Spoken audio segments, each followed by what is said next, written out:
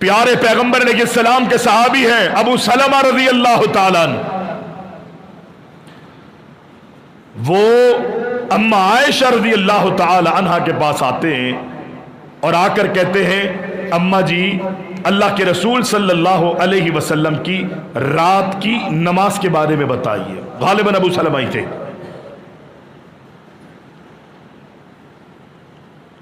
یا کوئی اور صحابی تھے، اور آ کر کہتے ہیں اللہ کے رسول کی رات کی نماز کے بارے میں بتائیے، رمضان کی رات کی رکعتیں بتائیے۔ رمضان سے متعلق حضرت عائشہ رضی اللہ تعالی عنہ سے سوال کیا۔ حضرت عائشہ رضی اللہ تعالی عنہ فرماتی ہیں اللہ اکبر، سوال ان سے رمضان کی رکعتوں کے بارے میں کیا تھا، رمضان کے حوالے سے کیا تھا، لیکن حضرت عائشہ رضی اللہ تعالی عنہ فرماتی ہے کہ نبی کی رمضان کی اور رمضان کے علاوہ بھی رات کی نماز جو ہے وہ 8 رکعات اور 3 وتر ہوا کرتی تھی۔ یہ الگ نماز ہے نہیں ہے۔ حضرت عائشہ رضی اللہ تعالی عنہ، پوچھنے والا پوچھتا ہے اللہ کے نبی کی رمضان کی نماز کے بارے میں، رمضان کی رات کے نماز کے بارے میں بتا دیجئے۔ اما جی جواب دیتی ہے ما کان رسول اللہ یزید فی رمضان ولا فی غیرہ 11 رکعہ۔ سوال کرنے والے تو مجھ سے رمضان کی رکعتوں کی، رمضان کی نماز کے بارے میں پوچھتا گئے۔ اللہ کے نبی کائنات کے امام نے رمضان اور غیر رمضان میں 11 رکعتوں سے زیادہ نہیں پڑھی۔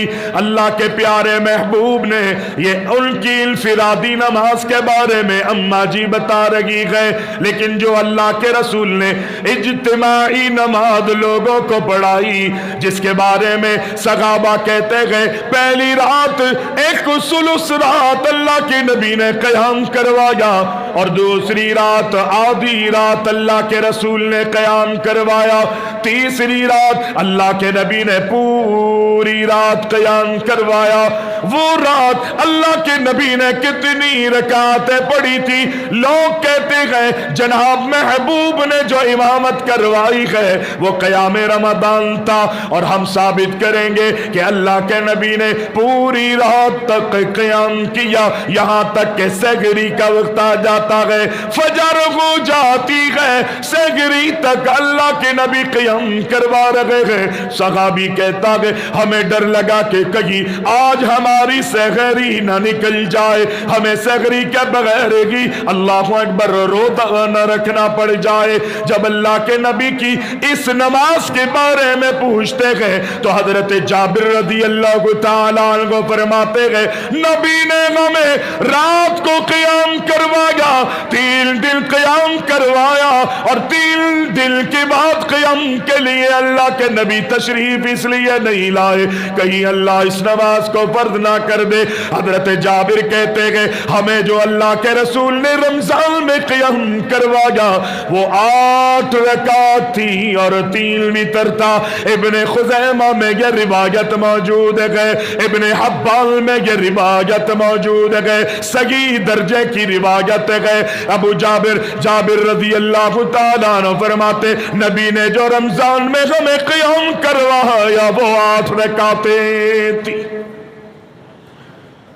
بات ہی ختم کر دی حضرت جابر رضی اللہ تعالیٰ عنہ نے کہ نبی علیہ السلام نے، جابر بن عبداللہ کہتے ہیں کہ 8 رکعت اللہ کے رسول نے پڑھائی، اور جو مزید رکعتیں تھی اللہ اکبر وہ اللہ کے رسول نے وتر پڑھایا ہے۔ 2 چیزیں اس سے ثابت ہو رہی ہیں کہ اگر قیام رمضان اور تہجد الگ الگ نماز ہوتی تو کوئی بھی مائی کا لال یہ ثابت کرے کہ پیغمبر نے اس قیام کو 2 مرتبہ پڑھا، 8 الگ پڑھی اور 20 الگ پڑھی۔ اور یہاں جو حضرت جابر کہتے ہیں کہ جناب فجر ہو گئی، سحری نکلنے کا ڈر تھا کہ کہیں ہماری سحریاں فوت نہ ہو جائے، سحری تک نبی نے قیام کیا ہے۔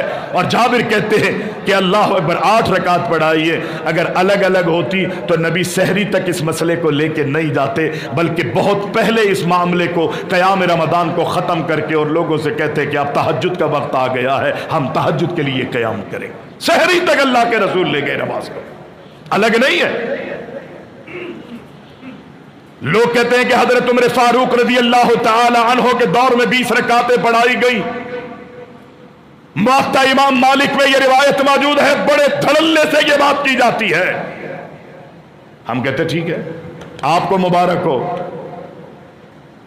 آپ کی جو سوچ ہے، آپ کی جو ذہنیت ہے وہ آپ کو مبارک ہو، لیکن موطا امام مالک کے اندر اللہ کے رسول کائنات کے امام علیہ السلام کے صحابی حضرت عمر فاروق رضی اللہ تعالی عنہ خود ہے، مدینہ کی گلیوں میں رمضان کو اللہ اکبر گلیوں میں چکر لگا رہے ہیں، لوگوں کے حالات کا جائزہ لینے پر لگے ہوئے ہیں، لوگوں کے معاملات کو نمٹا رہے ہیں، اللہ اکبر لوگوں کے فیصلے کرتے کرتے نبی علیہ السلام کی مسجد میں، مسجد نبوی میں داخل ہوئے حضرت عمر فاروق، اور ان کے ساتھ غالباً عبد الرحمن بن عوف رضی اللہ تعالی عنہ بھی تھے۔ حضرت عمر فاروق مسجد میں آئے، دیکھا کہ چند افراد مسجد کے ایک کنارے پر کھڑے ہیں، ان کی ایک شخص امامت کروا رہا ہے، اس کی ابتدا میں لوگ جو ہے وہ نماز پڑھ رہے ہیں۔ دوسری طرف دیکھا وہاں پر کچھ لوگ کھڑے ہیں، ان کی بھی امامت کرانے والا امامت کروا رہا ہے۔ اللہ اکبر اپنے ذوق اور اپنے شوق کے مطابق مختلف شکلوں میں، مختلف تولیوں میں صحابہ اجتماعی قیام کر رہے ہیں، قیام رمضان ادا کر رہے ہیں۔ حضرت عمر فاروق رضی اللہ تعالی عنہ نے دیکھا اللہ کے رسول کے دور میں اللہ اکبر پیغمبر کی خواہش تھی، پیغمبر کی تمنا تھی، صحابہ اکرام کا بھی ذوق اور شوق تھا۔ نبی نے 3 دن تراویح پڑھائی اور 3 دن کے بعد صحابہ کے ذوق کو دیکھتے ہوئے اجتماعی اللہ اکبر با جماعت تراویح کا اہتمام 3 دن کے بعد اس لیے نہیں کیا کہ کہیں اللہ اس عمل کو فرض نہ فرما دے، میری امت جو ہے وہ مشقتوں میں پڑ جائے گی۔ حضرت عمر کے سامنے اللہ اکبر پیغمبر کی خواہش بھی تھی، صحابہ کا ذوق بھی تھا، لیکن وہ علت ختم ہو چکی تھی جو فرض ہونے والی بات تھی کہ چونکہ نبی اب دنیا سے چلے گئے ہیں، اگر نبی ہوتے تو شاید اس نماز کو اللہ نبی کے ذریعے آرڈر کرتا کہ یہ نماز تم پہ فرض کر دی۔ اب فرض ہونے کا ڈر ختم ہو گیا، چونکہ نبی کی بھی خواہش تھی اور صحابہ کا بھی ذوق تھا۔ حضرت عمر فاروق رضی اللہ تعالیٰ عنہ نے ابی بن کعب اور تمیم داری کو بلایا اور آرڈر کیا کہ جناب یہ جو مختلف ٹولیوں میں الگ الگ لوگ نماز پڑھ رہے ہیں، با جماعت نماز ادا کر رہے ہیں، اعلان کروا دیا ابی اور تمیم داری، ابی بن کعب اور تمیم داری جو ہے مسجد پہ مین مصلی پر آ کر قیام رمضان ادا کریں گے، حکم دیا تھا عمر فاروق۔ لیکن وہ رکعتیں کتنی تھی؟ لوگ کہتے ہیں 20 تھی، 23 تھی، ثابت کرو۔ اگر آپ ثابت کر دیں جو چور کی سزا وہ ہماری سزا،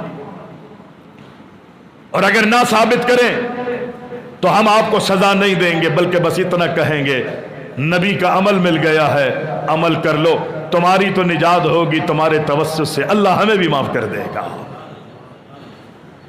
یہ خواہش ہوگی کہ اللہ تمہیں معاف کر دے، کوئی اور ہمیں لالچ نہیں ہے۔ سائب بن یزید رضی اللہ تعالی عنہ، سائب بن یزید جو ہے اس حدیث کے راوی ہے، وہ کہتے ہیں عمر فاروق مسجد نبوی میں آئے اور جس کو حکم دیا وہ ابی بن کعب اللہ کے رسول کا صحابی ہے، قاری القرآن ہے، تمیم داری کو بھی اللہ نے قرآن پڑھنے کا ملکہ دیا تھا، اللہ اکبر وہ بھی قاری القرآن ہے، ان دونوں کو، یہ دونوں صحابی ہے، ان دونوں کو حکم دیا کہ اللہ اکبر اب لوگوں کی تم نے امامت کروانی ہے۔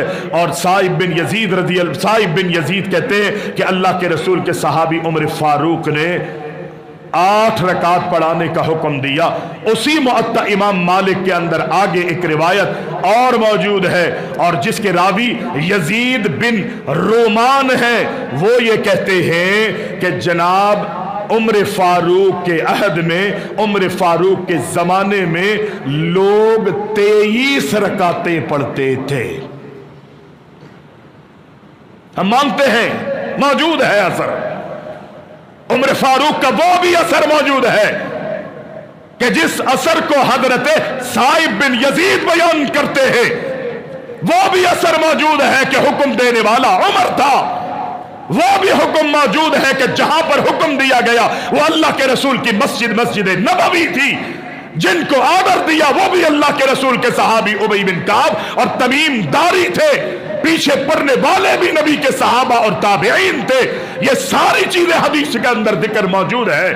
اللہ اکبر۔ اور پھر یہ بھی موجود ہے، اللہ اکبر، کہ 8 رکعت اللہ کے رسول کے صحابی نے حکم دیا کہ اے ابی اور تمیم داری، تم نے 8 رکعت اللہ کے رسول کے مصلی پر آ کر مسجد نبوی میں پڑھانی ہے۔ ایک روایت جو آپ پیش کرتے ہو، آپ کا کہنا یہ ہے کہ عمر کے دور میں 23 رکعتیں پڑھی جاتی تھی۔ کس نے پڑھی؟ عمر نے پڑھی، ابی بن کعب نے پڑھی، تمیم داری نے پڑھی، صحابہ نے پڑھی، تابعین نے پڑھی، مدینہ میں پڑھی گئی۔ عمر کے دور میں 22 لاکھ مربع میل کی مسافت پر اسلام پھیلا تھا، فتوحات ہوئی تھی۔ کہاں پر عمر کے دور میں 23 پڑھی گئی؟ کہیں بھی آپ ثابت نہیں کر سکتے۔ اور بڑی بات یہ ہے کہ صائب بن یزید جنہوں نے کہا کہ عمر نے حکم دیا ہے کہ 8 رکعت پڑھو، صائب بن یزید نے عمر سے ملاقات کی ہے، عمر کا زمانہ پایا ہے، عمر کے سارے معاملات کی شہادت دی ہے۔ اور جو یزید بن رومان کہتا ہے کہ 23 رکعتیں پڑھی جاتی تھی، وہ نہ یہ پڑھانے والا ظاہر ہوتا ہے، نہ پڑھنے والوں کا پتہ ہے، نہ جگہ کا علم ہوتا ہے، اور یہ ہے کہ بھئی عمر کے دور میں پڑھی جاتی تھی۔